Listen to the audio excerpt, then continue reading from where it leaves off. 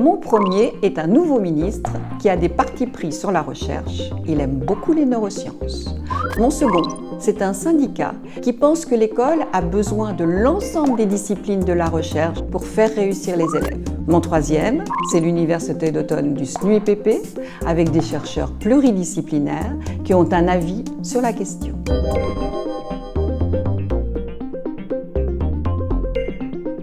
Les neurosciences nous donnent des éléments de compréhension sur le fonctionnement du cerveau, en particulier avec l'affirmation de la plasticité du cerveau. C'est extraordinaire pour un enseignant de savoir que du coup, tout est toujours possible, rien n'est jamais joué.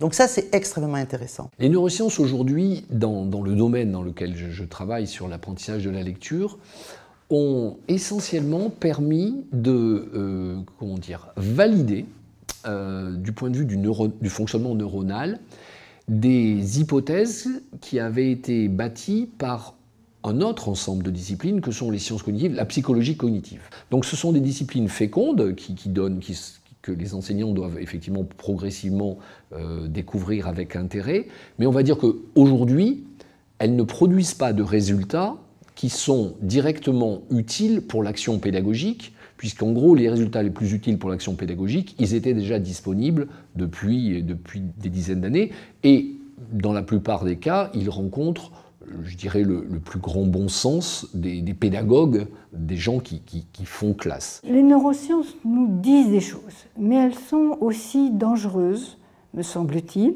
si elles ne sont pas mises en perspective par rapport à les méthodologies qui ont construit ces connaissances, leur épistémologie, qui n'ont pas grand-chose à voir avec un vrai élève dans une vraie classe, dans le quotidien de la classe.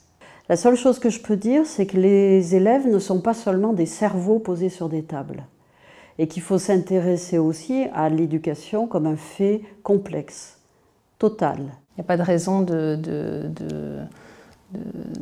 d'avoir peur des neurosciences plus que d'autres sciences. Ce qui serait gênant, c'était effectivement si elles étaient les seules à pouvoir apporter une parole légitime pour améliorer le système éducatif français.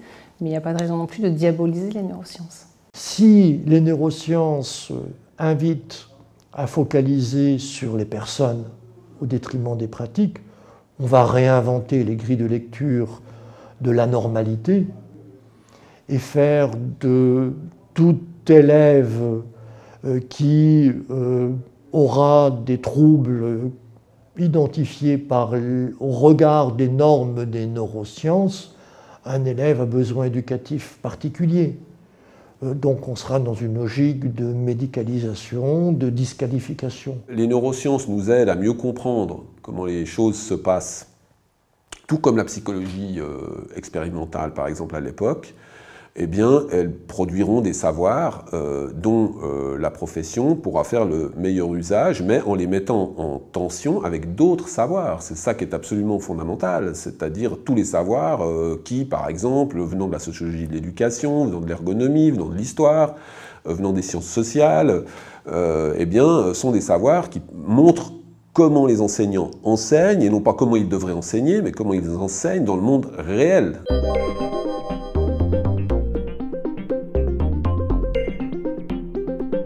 On a en France, en particulier, mais pas seulement, des chercheurs absolument remarquables en sciences de l'éducation, en sociologie, etc., qui ont tous les outils entre les mains pour nous permettre de transformer les choses. Donc il faut que l'on s'en empare et que les enseignants ne soient pas réduits à faire des gestes professionnels qui ne sont appuyés sur aucune réflexion, parce qu'ils n'en ont pas les moyens, on ne leur donne plus. Il n'y a plus de formation continue, la formation initiale est quasi inexistante. Donc voilà, la recherche, elle est absolument nécessaire. D'ailleurs, les enseignants la réclament. Moi, je rêve de davantage d'espaces, comme cette université d'automne par exemple, dans lesquels les résultats de la recherche seraient ressaisis par des praticiens, comme il y a des entretiens Bichat pour la médecine, comme dans des tas d'autres professions, la recherche est mise en discussion. Les chercheurs n'ont pas toujours raison, il vaut mieux d'ailleurs qu'ils ne soient pas aux manettes, hein, mais ça serait bien, à mon avis, que le résultat circule davantage dans l'espace public et qu'il soit approprié par ceux à qui ils sont destinés. Est-ce que c'est une recherche sur l'enseignement ou est-ce que c'est une recherche dans différents champs disciplinaires dont les résultats peuvent intéresser les enseignants. Il y a des recherches qui sont plus importantes que d'autres. Cette énorme recherche qu'il y a eu sur les pratiques d'enseignement de la lecture, c'est capital que les enseignants s'en saisissent. On peut avoir des données de sociologie, des données de psychologie, des données de neurosciences qui viennent éclairer les pratiques pédagogiques. Mais ce ne sont pas pour autant des recherches qui portent sur l'enseignement.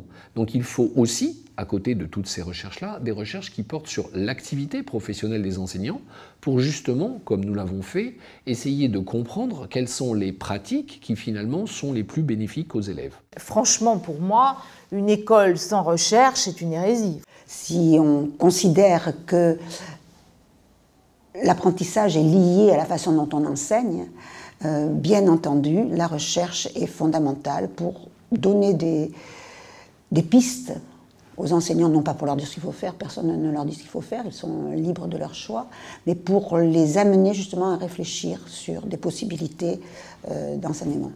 Montout, c'est un appel envoyé au ministre pour développer et diffuser la recherche dans tous les domaines.